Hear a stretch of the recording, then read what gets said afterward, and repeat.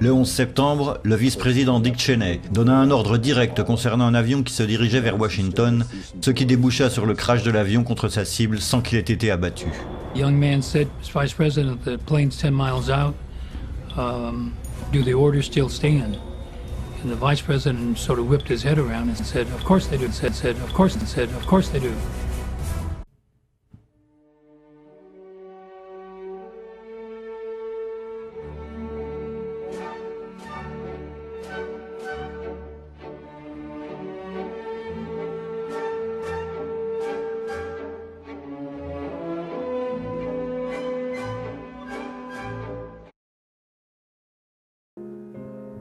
En mai 2004, Ernest Hollings, sénateur démocrate de la Caroline du Sud depuis 1966, achevait son dernier mandat. Dans un article publié dans le Charleston Daily Post, il écrivait « Puisque l'Irak n'était pas une menace, pourquoi envahir un État souverain ? La réponse est simple, la politique du président Bush est d'assurer la sécurité d'Israël. » Accusé d'antisémitisme, le brave sénateur, loin de se dégonfler, prit la parole au Sénat. Je ne m'excuserai pas pour ce papier. Ce sont mes adversaires qui devraient s'excuser pour m'accuser d'antisémite. Bush est parti en guerre pour Israël, et tout le monde le sait. Puis faisant allusion au rôle de l'AIPAC, le plus important lobby à Washington, Hollings rajoutait, je cite, « Vous ne pouvez pas avoir une autre politique sur le Moyen-Orient que celle que vous dicte l'AIPAC. » Fin de citation. Quelques mois avant l'invasion de l'Irak, le général en retraite Wesley Clark, ancien commandant en chef des forces de l'OTAN, reconnu dans une interview que ceux qui prônent cette invasion reconnaissent en privé qu'il est bien possible que Saddam Hussein ne dispose pas d'armes de destruction massive. Mais ils sont tout simplement préoccupés par le risque que dans le futur, ils puissent fabriquer une bombe contre Israël. 6 mois avant l'invasion de l'Irak, le président Bush avait réuni à la Maison-Blanche une douzaine de sénateurs et représentants. Elle leur avait dit, je cite, « Le plus grand danger c'est Saddam Hussein et ses armes de destruction massive. Il peut faire sauter Israël et déclencher un conflit international. » Fin de citation. Puis dans un entretien avec Elie Wiesel le 27 février 2003, il dit encore « Si nous ne désarmons pas Saddam Hussein, il pourrait bien balancer une arme de destruction massive sur Israël et en représailles, ils feront ce qu'ils ont à faire et nous devons l'éviter. » Fin de citation. En mai 2003, c'est Condoleezza Rice qui fit écho aux propos de son patron lorsqu'elle déclarait « La sécurité d'Israël est la clé de la sécurité du monde. » La guerre d'Irak fut donc bien une guerre pour Israël, et personne d'autre que Mearsheimer et Walt ne l'ont mieux résumé. Voici ce qu'ils écrivent. La pression d'Israël et du lobby pro-israélien fut non seulement le seul facteur derrière la décision d'attaquer l'Irak, mais il fut aussi décisif. Quelques Américains croient que ce fut une guerre pour le pétrole. Or rien, absolument rien ne permet de l'affirmer. En fait, la guerre fut motivée uniquement par la sécurité d'Israël. Mais alors pourquoi le 11 septembre ? Pour répondre à cette question, il faut remonter quelques années en arrière. Au milieu de l'année 1996, un rapport commandé par Benjamin Netanyahou, alors Premier ministre d'Israël, était intitulé « Une rupture, une nouvelle stratégie pour garantir la sécurité du territoire ». Et ce rapport appelait à se débarrasser de Saddam Hussein. Ce qui était intéressant, c'est que les auteurs de ce rapport n'étaient autres que Richard Pearl, Douglas Feist et David Wamser, 3 néoconservateurs américains qui tous 3 occuperont des fonctions importantes de l'administration Bush. Le 26 janvier 1998, ces néoconservateurs avaient rendu public une lettre ouverte au président Clinton, appelant explicitement à attaquer l'Irak et à renverser Saddam Hussein. Toute la fine fleur des néoconservateurs s'était portée signataire. Le 3 mai 1999, Andrew Krepinevich préconisait devant la Comité pour la défense du Sénat américain un nouveau Pearl Harbor, pour créer un choc psychologique, reprenant mot pour mot un paragraphe du projet pour le nouveau siècle américain publié 2 ans plus tôt. Pendant toute l'année 1999, Wolfowitz, Pearl et Condoleezza Rice vont régulièrement fréquenter le palais du gouverneur du Texas pour faire l'éducation de George Bush. Le 3 septembre 2000, les néoconservateurs publient le rapport Rebuilding America's Defenses. Outre qu'à nouveau il est fait mention d'un nouveau Pearl Harbor comme élément catalyseur, il est dit que les États-Unis doivent contrôler militairement le Golfe Persique, pousser au renversement de toute une série de régimes politiques, y compris l'Iran et la Chine, et pourquoi pas aussi contrôler politiquement l'Internet. En juillet 2002, le député travailliste britannique Tam Dalyell dira de ce rapport qu'il ne s'agissait ni plus ni moins que d'une ébauche pour une domination mondiale des États-Unis, rédigée par une extrême droite fanatique et immorale qui aime la guerre pour la guerre mais qui ne l'avait jamais vécu en première ligne. Pourtant, le 11 octobre 2000, dans un face-à-face avec Al Gore, en pleine campagne électorale, Bush se déclarera partisan d'une politique étrangère humble, et il rejettera explicitement une intervention en Irak. Cette affirmation, en contradiction directe avec les conseils prodigués par ses nouveaux mentors, a donné lieu à deux interprétations possibles. La première, Bush mentait, la seconde, Bush était encore indécis. Toujours est-il que le 7 janvier 2001, dans un rapport commandé par Donald Rumsfeld lui-même sur la défense de l'espace aérien américain, il est écrit la chose suivante. La question est de savoir si les États-Unis seront suffisamment avisés et responsables pour agir assez tôt afin de réduire les vulnérabilités de son espace aérien, ou si, comme dans le passé, une attaque déstabilisatrice contre le pays et sa population, un Pearl Harbor aérien, devrait être le seul événement susceptible de galvaniser la nation et pousser le gouvernement à agir. Oui, vous ne rêvez pas. On voudrait annoncer le 11 septembre qu'on ne s'y prendrait pas mieux. Le 11 septembre au soir, George Bush écrivait d'ailleurs « Le Pearl Harbor du XXIe siècle a eu lieu aujourd'hui ». Enfin, dans l'édition de septembre 2002 du magazine Commentary, Norman Podhoretz, l'un des principaux théoriciens du courant néoconservateur, écrivait, je cite, « Les régimes qui méritent d'être abattus ne se confinent pas seulement à l'axe du mal Irak, Iran, Corée du Nord, mais au minimum devraient inclure la Syrie, le Liban, la Libye et même la famille royale saoudite et l'Égypte d'Hosni Moubarak, ainsi que l'autorité palestinienne, qu'elle soit dirigée par Yasser Arafat ou par un autre. » Il est donc parfaitement clair qu'avec Bush en janvier 2001, arrive au pouvoir une administration en quête d'un premier prétexte pour en découdre. Il est aussi parfaitement clair que parmi les plus farouches partisans de cette nouvelle politique impériale, les Likoudniks, sobriquet qui leur fut donné pour leurs liens étroits avec la droite israélienne, sont outrageusement majoritaires. La guerre en Irak fut donc déclenchée non pas pour des raisons de sécurité, ni même pour mettre la main sur son pétrole, mais bien dans le cadre d'une vaste opération devant aboutir à l'élimination de tous les États ennemis d'Israël. Le laps de temps compris entre le 11 septembre et mars 2003 ne servit finalement qu'à construire de briques et de broc un dossier d'accusation pour le Conseil de sécurité de l'ONU. Il est impossible de répondre à la question initiale sur la nécessité d'en passer par les attentats du 11 septembre. Mais en revanche, il est certain que les nouveaux maîtres à Washington étaient dans l'attente d'un prétexte, d'un choc, d'un événement qui puisse déclencher le processus qu'ils souhaitaient mettre en route. Or le temps jouait contre eux. Voici pourquoi. 1. Nous l'avons vu, les Américains n'avaient aucun prétexte légitime pour attaquer l'Irak. Et cela pouvait durer des années encore. Mais plus les années passaient, plus les chances d'une normalisation du régime en place augmentaient. Deuxièmement, en tout état de cause, sans l'émotion créée par le 11 septembre, le Conseil de sécurité de l'ONU aurait tranché au mieux pour la reprise des inspections interrompues en 1998. Et ces inspections n'auraient forcément rien donné, nous le savons. Troisièmement, la Russie était encore en 2000 dans un état d'extrême faiblesse. Mais Poutine élu en mars est d'une autre trempe que son prédécesseur. Avant peu, elle pouvait redevenir un obstacle insurmontable à une intervention armée américaine au Proche-Orient. Quatrièmement, les néoconservateurs ont vu dans l'arrivée de Bush au pouvoir une opportunité unique, mais limitée à un mandat de 4 ans. Enfin, ce qui était en jeu derrière le choc du 11 septembre allait bien au-delà du désir de se débarrasser de Saddam Hussein.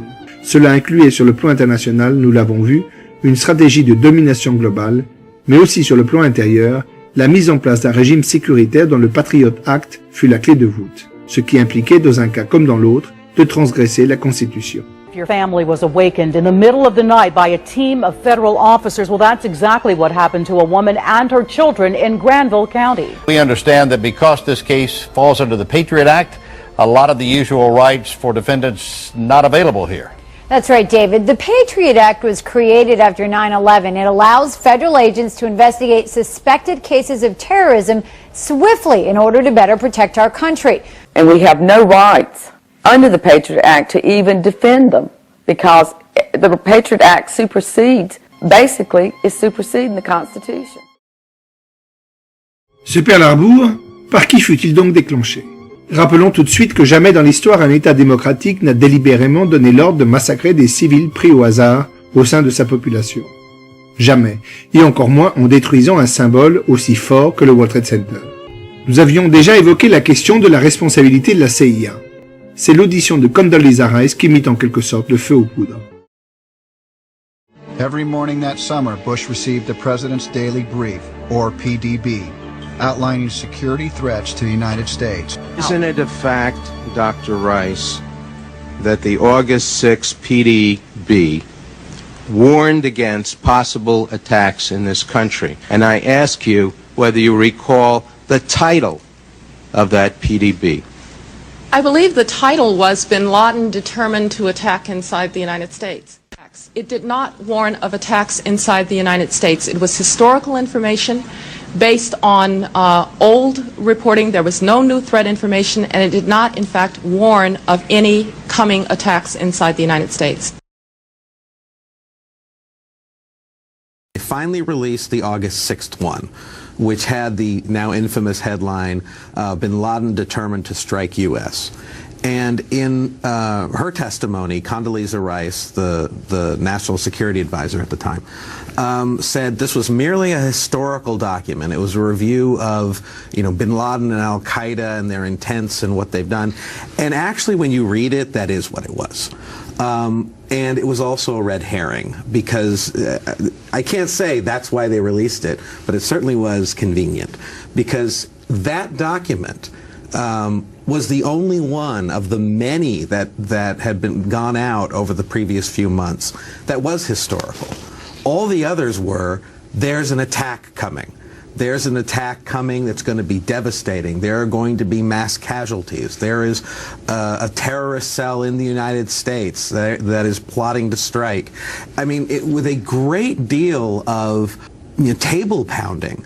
And there was, I don't want to keep picking on Secretary Rice, but she did testify, if we had been made aware that there was an attack coming, we would have done something. Well, they were made aware.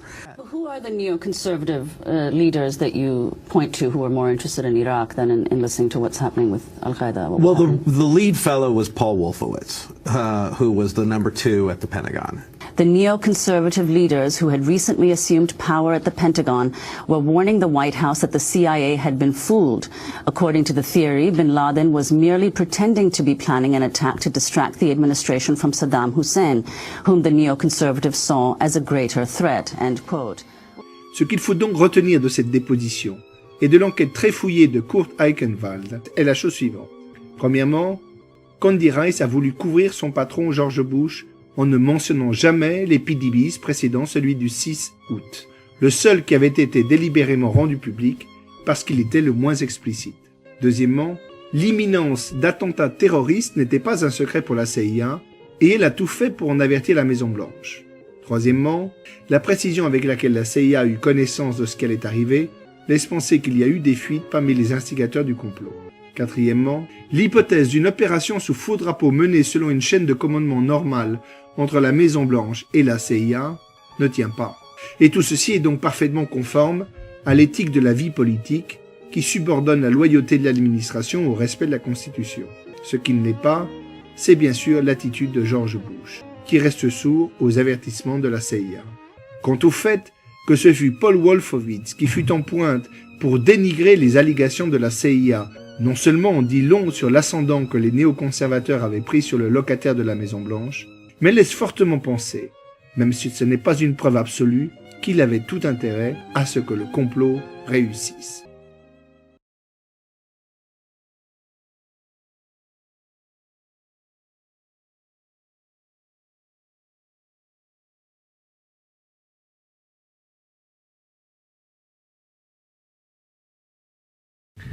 Lorsque l'on évoque l'hypothèse d'un inside job, le public incrédule se justifie parfois en avançant l'argument « si c'était vrai, quelqu'un aurait parlé ».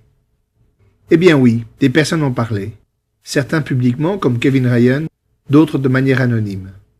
Si Kurt Eichenwald a eu accès à tous les PDBs envoyés au président au cours de l'été 2001, c'est bien qu'il avait un informateur, car cette documentation est totalement secrète. Ce n'est pas une exagération de dire que son livre vaut largement l'enquête du Watergate. La déposition de Condoleezza Rice et l'enquête d'Eichenwald sont des pièces capitales du dossier du 11 septembre. Combinées, elles apportent la preuve d'une trahison au sommet de l'État. Et en voici la preuve.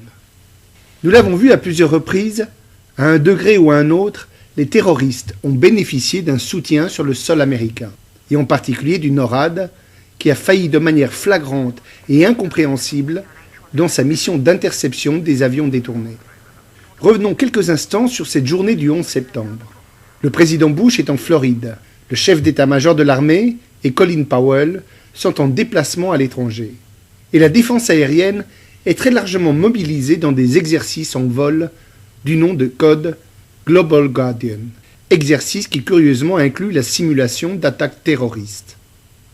C'est le vice-président Dick Cheney qui assume la supervision de ces manœuvres. Dès le début de l'attaque sur le World Trade Center, Dick Cheney descend dans le bunker de crise, au sous-sol de la Maison-Blanche, lorsque survient le ministre des Transports, Norman Mineta. Norman Mineta est alors le seul ministre démocrate du gouvernement, et aussi avec Colin Powell, le seul ancien combattant. Il ne fait pas partie du groupe des néoconservateurs. Écoutons son témoignage devant la commission d'enquête. During the time that the airplane coming in to the Pentagon, there was a young man who would come in and say to the vice president, the plane is 50 miles out, the plane is 30 miles out. And when it got down to the plane is 10 miles out, the young man also said to the vice president, do the orders still stand? And the vice president turned and whipped his neck around and said, of course the orders still stand. Have you heard anything to the contrary? Well, at the time I didn't know what all that meant. Cette vidéo largement diffusée sur Internet, beaucoup n'en comprennent pas la portée capitale, car le plus souvent elle est diffusée dans sa version réduite, sans être confrontée à d'autres témoignages. Écoutons la suite pour bien en comprendre la signification. At the time I didn't really recognize the significance of that. And then later I heard of the fact that the airplanes had been scrambled from Langley to come up to DC. But those planes were still about 10 minutes away. And so then at the time we heard about the airplane that went into Pennsylvania, then I thought, oh my God, did we shoot it down? And then we had to, with the vice president. Mineta nous explique donc qu'il a alors pensé que les ordres dont il était question ne concernaient pas le vol American Airlines 77 qui fonçait sur le Pentagone, mais le quatrième avion, le vol United Airlines 93, qui 40 minutes plus tard allait s'écraser à Shanksville en Pennsylvanie. Eh bien, Mineta s'est trompé. Ou bien il a menti. Comment pouvons-nous en être si sûrs? Si vous avez suivi ce film avec attention, vous avez la réponse. Rappelez-vous en effet l'intervention du sénateur Dayton après avoir pris connaissance des conclusions de la commission d'enquête. NORAD was unaware that the plane had even been hijacked until after it crashed into the Pentagon at 9:34. Rappelez-vous aussi les enregistrements du NORAD rendus publics en 2006, soit 2 ans après la fin des travaux de la commission. But I will tell you, I've listened to these tapes, most of them, and it's very, very clear from them that President Bush doesn't even give the shoot-down order, as you pointed out in the lead-in piece, until 15 minutes after the planes are all down. The attacks are completely over. Ainsi donc, au moment où Mineta surprend la conversation de Dick Cheney dans le bunker de commandement au sous-sol de la Maison-Blanche, le NORAD n'avait reçu aucun ordre d'abattre un quelconque avion de ligne en vol. Il ignorait même qu'un avion avait été piraté. Les ordres dont il est question entre Dick Cheney et le jeune homme ne pouvaient être autre chose que de laisser faire. Pour beaucoup d'analystes, cette déposition est le deuxième smoking gun du 11 septembre. Et ils ont raison. Car comme on le faisait à Moscou à l'époque de Staline pour effacer Trotsky des photos d'archives, ici c'est toute la scène dans le bunker que la commission a fait disparaître. Elle a en effet publié dans son rapport un emploi du temps du vice-président incompatible avec sa présence dans le bunker à cet instant-là. Or Mineta n'est pas fou. Et il n'a pas pu se tromper, car l'heure du crash sur le Pentagone est connue à la seconde près. En 2006, Norman Mineta s'est retiré de la vie politique, et il n'a plus jamais parlé de cette affaire. Au vu de cet anachronisme, suivi d'un gros mensonge, vous comprenez pourquoi les membres de la commission ont été à 2 doigts de s'en remettre à la justice. Et aussi le sens des paroles de John Farmer, évoquées un peu plus tôt.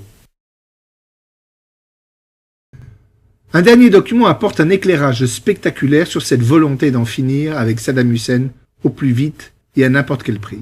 Au début de l'année 2012, Alastair Campbell, journaliste puis écrivain à succès mais qui fit surtout un proche conseiller de Tony Blair pendant sa période de Premier ministre, a rapporté dans ses mémoires qu'à la fin de l'année 2002, Ariel Sharon avait confié à George Bush qu'il n'hésiterait pas à recourir à l'arme nucléaire sur la ville de Bagdad si l'Irak s'aventurait à envoyer des Scud sur le territoire israélien, comme en 1991. Rappelons que ces missiles très primitifs n'avaient causé qu'un nombre insignifiant de victimes.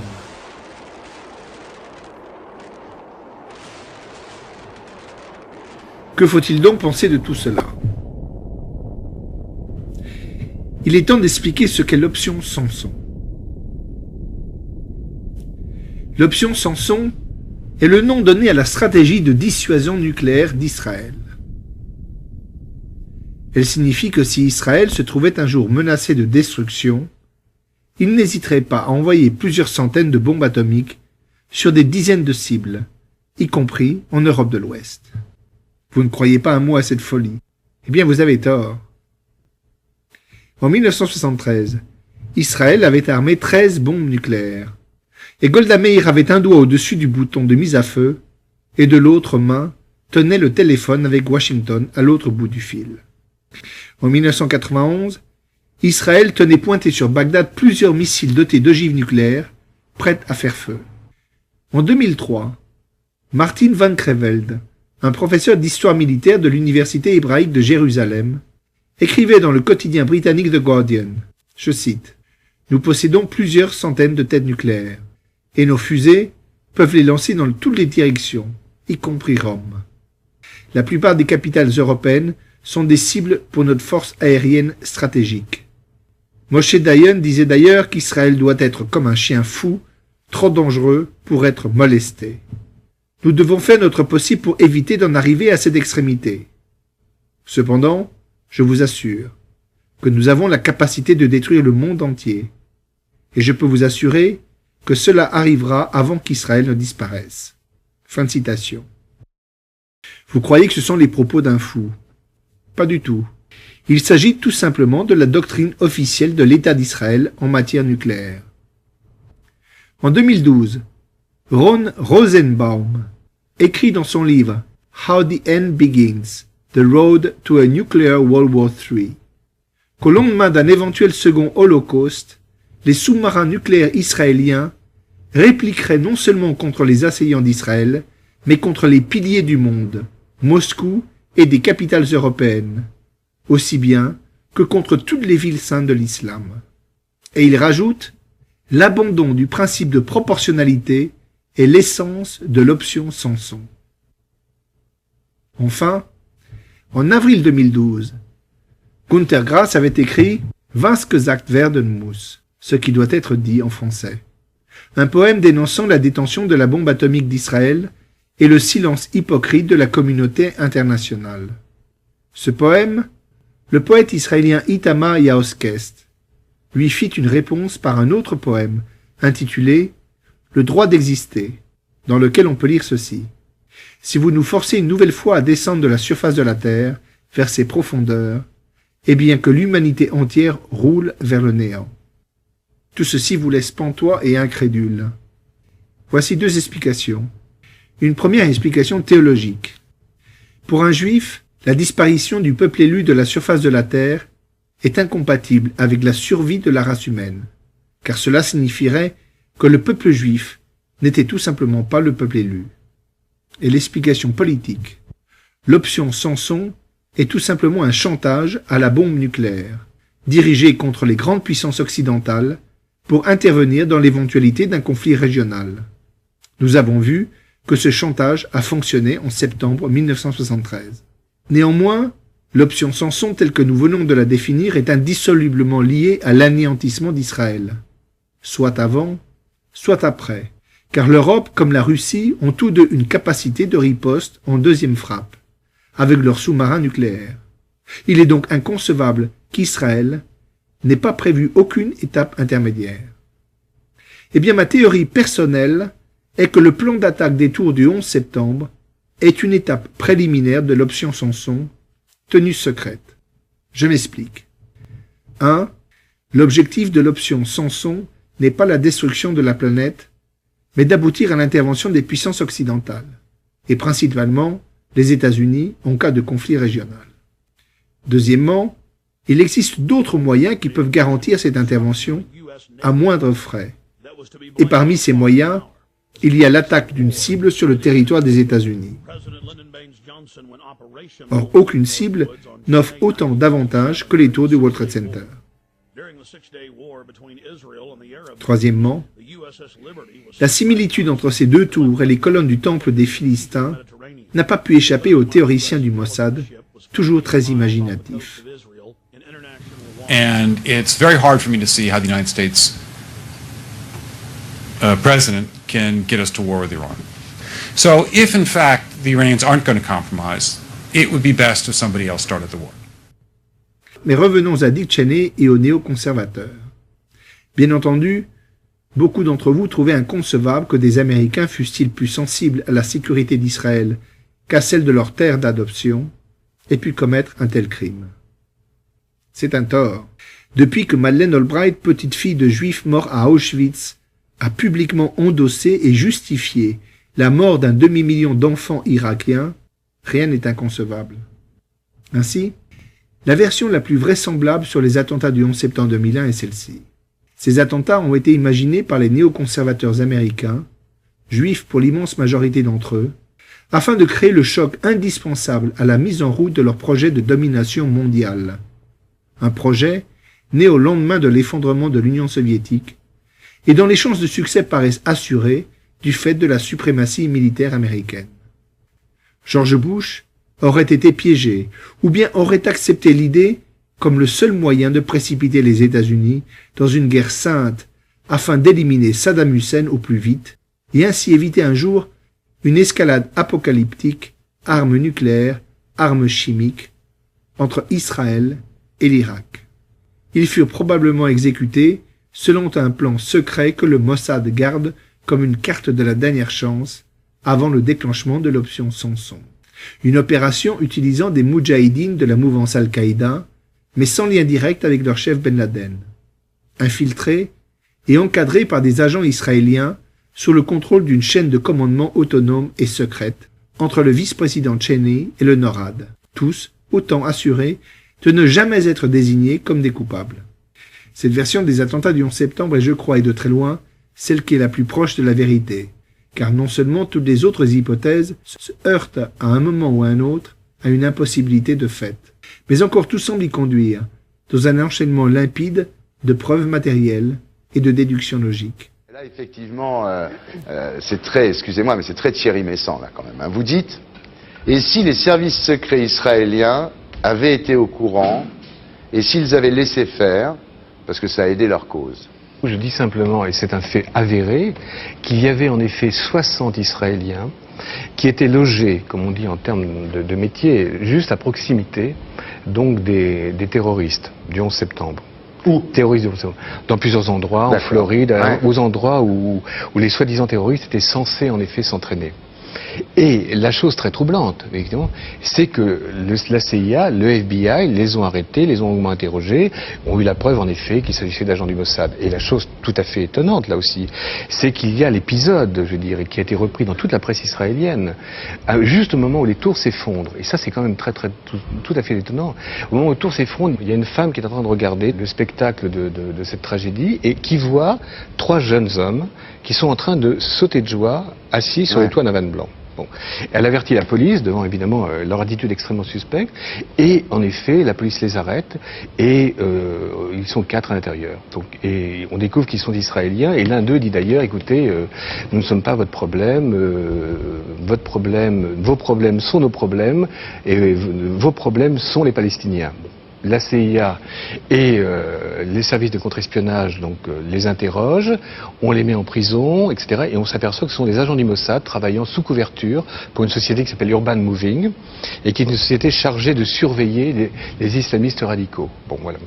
Et quand ils reviendront donc en Israël, la presse israélienne sera la première à s'indigner de leur comportement en disant qu'ils ont eu un comportement absolument choquant, car on retrouvera dans le vase téléphone des photos d'eux, l'une d'elles notamment, où on voit, comme dans un concert d'ailleurs de rock ou de pop, l'un d'eux avec les tours en train de s'effondrer au fond, en train d'allumer donc un briquet. Ouais. Voilà. Vous pensez que le Mossad était au courant de l'attentat du World Trade Center? Je ne dis pas que le Mossad était au courant du World Trade Center. Il y a un moment, il faut se mouiller, parce que quand on dit tout ça, à la fin, il faut dire j'ai l'intime conviction que... Certainement pas.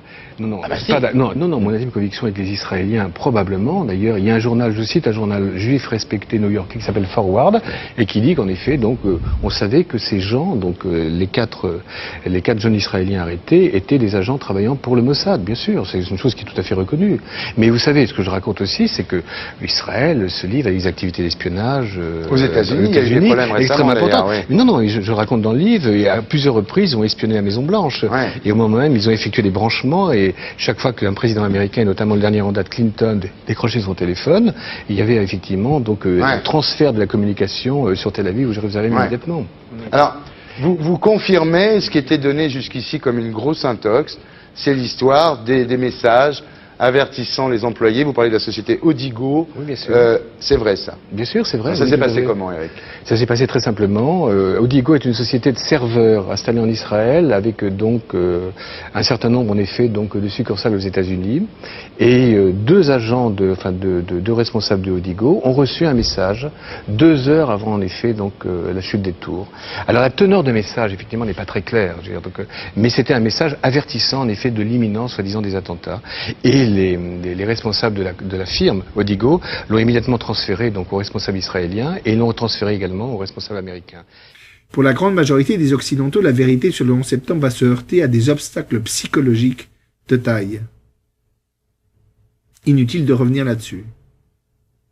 Sauf pour souligner que cela devrait les faire réfléchir sur le concept de responsabilité collective, si souvent employé à l'encontre des Allemands pendant la Seconde Guerre mondiale et depuis quelques années, des Français aussi.